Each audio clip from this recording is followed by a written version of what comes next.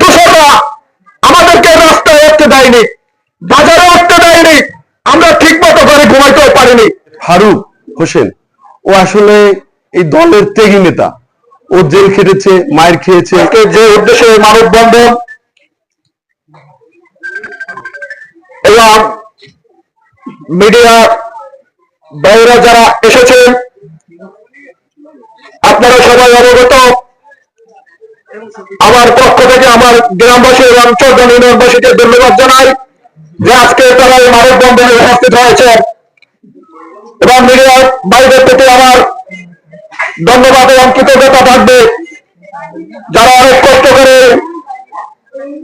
মানববন্ধনকে সুন্দরভাবে প্রচার প্রচারণা করবেন।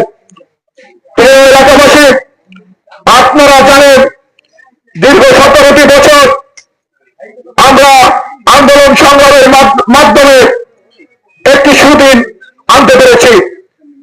অনেক কষ্টে আজকে বলতে হয়,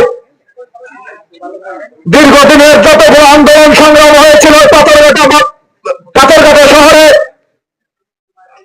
পাথরঘাটা, বরগুনা, বরিশাল, ঢাকার বিভিন্ন গ্রামগুলো যখন হয়েছিল, দুঃসময় তার নেতৃত্ব দিয়েছিলাম। হাতে গোড়া কয়েকটি লোক আমরা নেতৃত্ব দিয়েছিলাম। প্রত্যেকটা ফ্যাসিস্ট আমলের যতগুলো রক্ত যারা আন্দোলন ছিল, আন্দোলনে সশরীরে উপস্থিত হয়েছিলাম। শুধু আমি একা নয়, এই এলাকার যত পোলাপান ছিল তাদেরকে নেতৃত্ব দিয়ে প্রত্যেকটা প্রোগ্রাম আমরা সফল করার জন্য এই খলিবারহাট থেকে পাথরঘাটা গিয়েছিলাম। তখন আওয়ামী লীগ দোষররা আমাদেরকে রাস্তায় উঠতে দেয়নি, বাজারে উঠতে দেয়নি, আমরা ঠিক মতো করে ঘুমাইতেও পারিনি। 5 তারিখের আগের রাত পর্যন্ত আমাদের পড়াই থাকতে হয়েছিল। কখন কোন সময়ে ফ্যাসিস্ট হাসিনা, পুলিশ বাহিনী, পেট্রোল বাহিনী আমাদেরকে ধরে নিয়ে যায়, সে সময় আমাদেরকে লড়াই ছিল। আজকের এই সুসময় অনেক কষ্টে বলতে হয়, এই সুসময় নির্বাচনের পরেও যদি সেই দোষরদের মামলায় আজকের আমার আসামি হতে হয়, এর চেয়ে ন্যাক্কারজনক ঘটনা এই দেশে আর হতে পারে না। প্রিয় সাংবাদিক ভাইয়েরা, প্রিয় আমার এলাকাবাসী, আজকের লজ্জা, আজকের মুখটা দেখে যাচ্ছে যে ঢাকার শহরে এত বড় বড় ঘটনা ঘটেছে। 28 তারিখে আমরা প্রোগ্রাম করেছি, 28 তারিখের মৃত্যুর ফাঁক থেকে আমরা চলে এসেছি, তখন আমাদের বিরুদ্ধে মামলা হয়নি।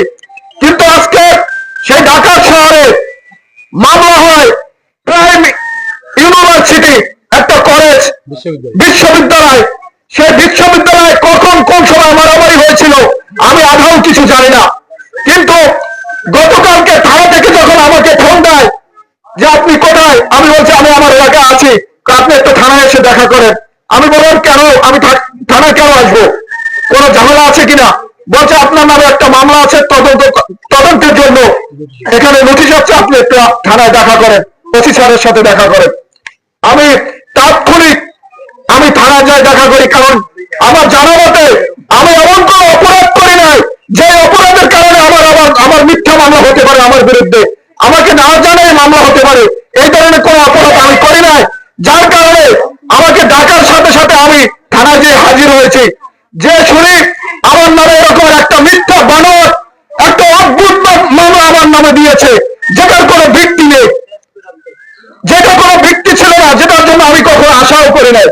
আজকে এই মামলা কেন দিয়েছে, কারা দিয়েছে, এই খলিবারহাটবাসী আপনারা কিন্তু জানেন। এই খলিবারহাটবাসী 5 তারিখের পরে কেউ যদি বলতে পারেন ফারুক ব্যাপারী কারো কাছ থেকে 1 টাকা চাঁদা চেয়েছে, 5 টাকা খেয়েছে, কোন সালিশি বাণিজ্য করেছে, কোন ধরনের অকারণের সাথে জড়িত ছিল, এটা যদি বলতে পারে আমি আপনাদের বিচার আমি মাথা পেতে নিব। প্রিয় ভাইয়েরা, এই এলাকায় কারা চাঁদাবাজি করেছে, কারা ওই সময় আওয়ামী লীগ ছিল, এই আওয়ামী লীগের দোষররা নব্য বিএনপি সেজে কারা আবার সেই চাঁদাবাজিতে লিপ্ত ছিল এবং সেই কাজে আবার লিপ্ত হতে চায়, তাদের বিরুদ্ধে আমি কথা বলেছি বিজয় আজকের আমার বিরুদ্ধে এই ধরনের মামলা দিয়েছে, এই ধরনের মিথ্যা মামলা দিয়েছে। আর যদি আমি তাদের সাথে থাকতাম, সেই নব্য দালাল আওয়ামী লীগদের, নব্য বিএনপিদের যদি আমি তাদের সহযোগিতা করতাম, এই এলাকায় যদি আমি উঠতে দিতাম, তাহলে আজকের মনে হয় আমি এই মামলাটা খেতাম না, এই মিথ্যা মামলা আমাকে জড়াইতে পারতো না। তাই আপনাদের প্রতি আমার দৃষ্টি আকর্ষণ থাকবে, আজকের আমি একটা মামলা খেয়েছি এমন না, যেতে পারেন, এই মামলাবাজদের থেকে আপনাদের সকলকে সাবধানে থাকতে হবে। এখনই সুযোগ, এখনই সময় আছে, আপনারা এর প্রতিবাদ করুন।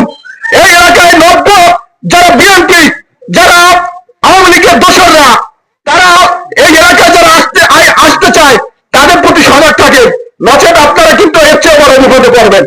আমি আমাদের এই বাদনা বটাকি পাথরঘাটার মাননীয় চিফ হুইপ, বাদনা বটাকি পাথরঘাটার সংসদ, বাংলাদেশ জাতীয়তাবাদী দলের কেন্দ্রীয় নির্বাহী ভাইস চেয়ারম্যান জনাব আলাসমুল ইসলাম মনি দৃষ্টি আকর্ষণ করে বলতে চাই, আপনি যখন এই এলাকায় ঢুকতে গিয়েছিলেন, আমি ভারত আপনার পাশে ছিলাম, তখন আমরা মার খেয়েছি, আমাদের গাড়ি ভাঙচুর হয়েছে, আমরা এক মাস যাবত এই এলাকায় ঢুকতে পারি নাই, এই নব্য আওয়ামী লীগের বিএনপির যারা দালাল তাদের কারণে।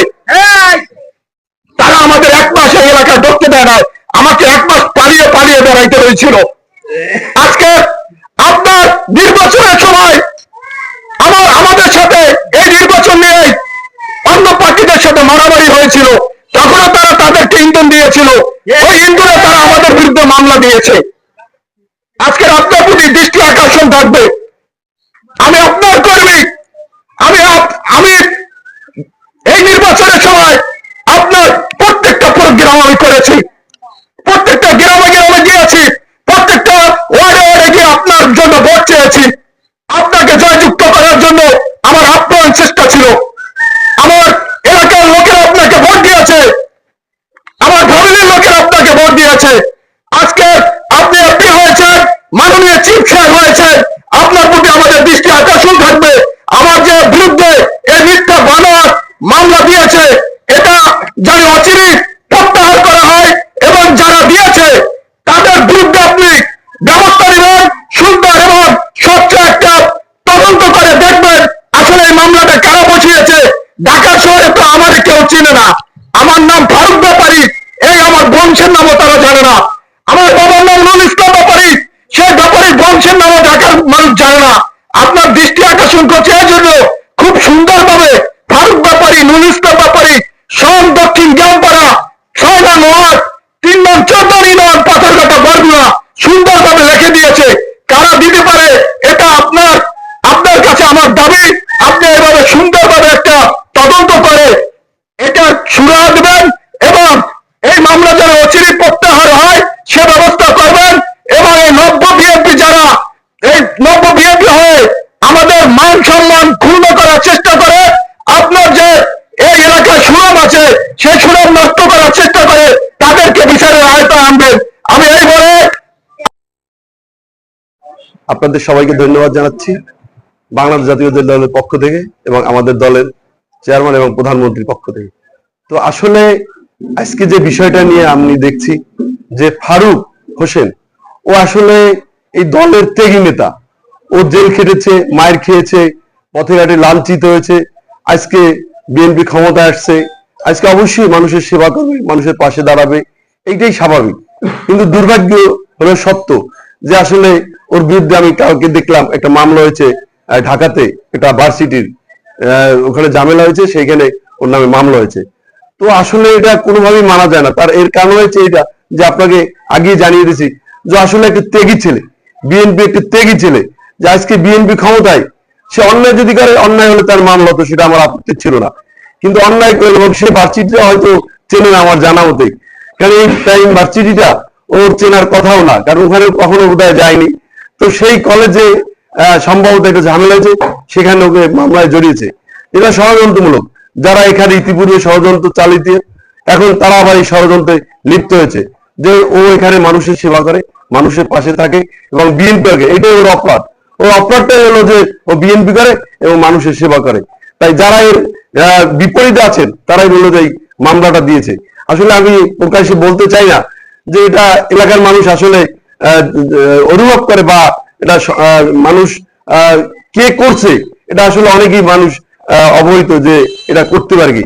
এর কাজে এটা, এর যখন আওয়ামী লীগ ক্ষমতায় ছিল এখানে বসে তিনি এটা কলকাঠি নাড়াতো, তার টাকায় কলকাঠি নাড়াতো। এখন আবার আওয়ামী লীগ যাওয়ার পরেও পতন হলো, কিন্তু উনি আবার সেই কলকাঠিতে উনি বিরত থাকতে পারে নাই, উনি এটা চেষ্টা করছে।